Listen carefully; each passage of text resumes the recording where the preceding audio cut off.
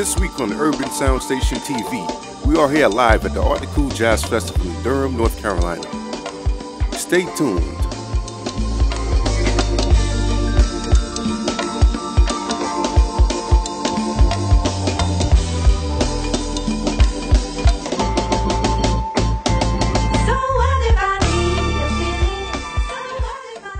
My name is Bouna Ndiaye. I'm the producer and host of a radio show called Bonjour Africa, a syndicated show on Wncu and other 7 stations in the US and in Puerto Rico. Also initiator of the repatriation of the documentary on the first World Negro Arts Festival that was held in 1966 in Dakar, Senegal.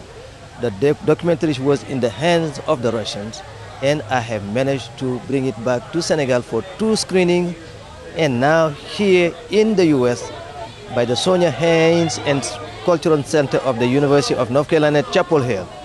The screening took place this past Sunday. How did it come about? In 1966, Senegal, the president of Senegal, Léopold Sédar Senghor, and his friends, Alioune Diop and others, organized in Senegal this big gathering.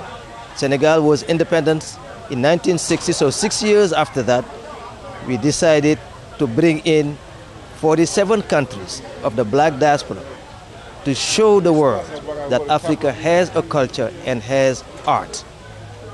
From the US, we had Louis Armstrong, we had the Alvin Ailey Dance Group, we had also Duke Ellington and other stars. It was a big event, and major writers, intellectuals, sculptors, dancers came together to do this. We did not know that this documentary was done by the Russians until I found out myself. Now, how did I find out? I was right here at Duke University where I was teaching, and an African-American filmmaker named William Greaves showed his documentary. He attended the festival then. When I saw the film, I don't know for what reason, but I was perplexed. And I kept on asking him questions, and he shared with me how he has managed to do his film. At that time, we were in the middle of the Cold War between the West and, of course, the Eastern Bloc. At that time, Africa was remote and black and did not present a lot of interest for the rest of the world. And as a result, William Greaves himself did not have enough funding to come and do what he was supposed to do. When he came, to his great surprise, with his camera, he saw the Russians had everything, lighting and full crew. And he said to me, thanks to a chauffeur of Actualité Senegalese who accepted to hold his microphone, he followed the Russians, and whenever he could take advantage of the lighting of the Russians, he did.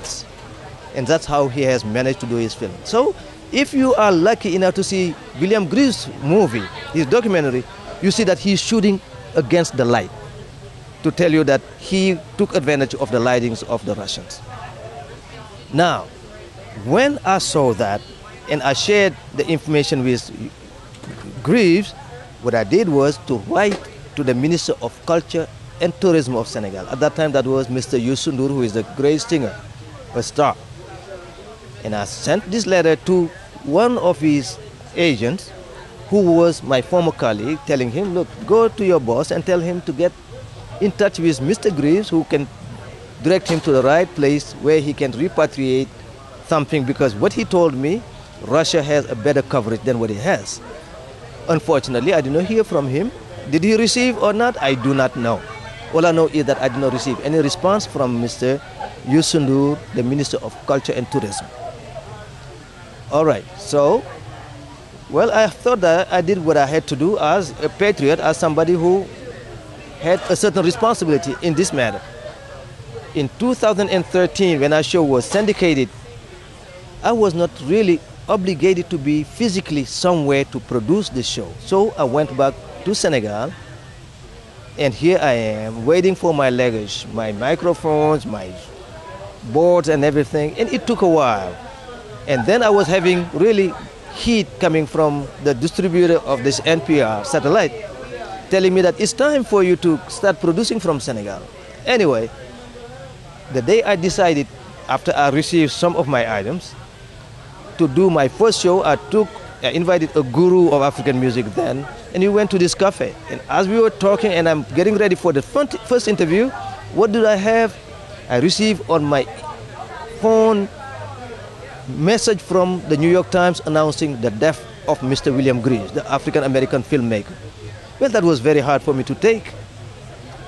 At night, while I'm in my studio trying to produce my show, this idea of William Greaves passing really was very, very difficult for me. And I decided there and then to write a letter to the Minister of Culture of my country, Minister of Foreign Affairs, President of Francophonie, and President of my country, and of course UNESCO, telling them my really strong decision to do whatever it takes to repatriate all those elements which are part of our cultural legacy.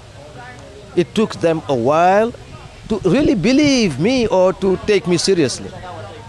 I had to go through very serious media battle for people to accept what I'm doing. And from one to the next, everybody started now giving me more attention, but still no money to repatriate the documentary. And I needed somebody to go from St. Petersburg to Moscow and go to the archive, pay the archives, get the information, get the documentary, do the translation, and do the subtitling before they send it to me. Where the money was coming from, nobody was there to help me. I reached out of my pocket and I did whatever I needed to do to bring the documentary. That's how I made 2 screenings, and then UNC Chapel Hill has decided to invite me.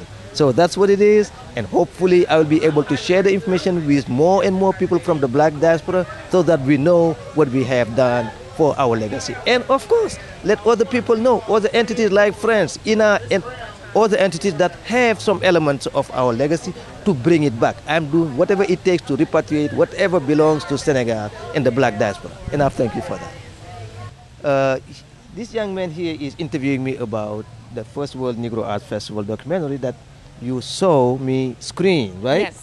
So I want you to give me your impression. What do you think about the documentary? I think it was astounding, and it would be life-changing for us for Senegal and for America to have full access to it. It would shape a whole generation of youth and bring unity. Good. So you see that it was worth doing, and I'm glad that I have people who are right here with me continuing to push this forward. Absolutely. That's fun. You definitely have my support and the support of many others. Thank you so much. So you can say your name. Carolyn Green Boone. And I am the great-granddaughter of the founder of North Carolina Central University, Dr. James Edward Shepard. It was founded in 1910 and is the first African-American state-supported liberal arts college in America. I'm also the great-great-great-granddaughter of the famous furniture maker Thomas Day, whose statue stands on the North Carolina Museum of History stairs, and who was really the father and pioneer of the mechanized steam furniture industry in North Carolina, which we're world famous for. There you go. Nice to greet you. There you go. Remember that you can catch Bonjour Africa on Wncu 90.7 FM every Sunday at 4 p.m.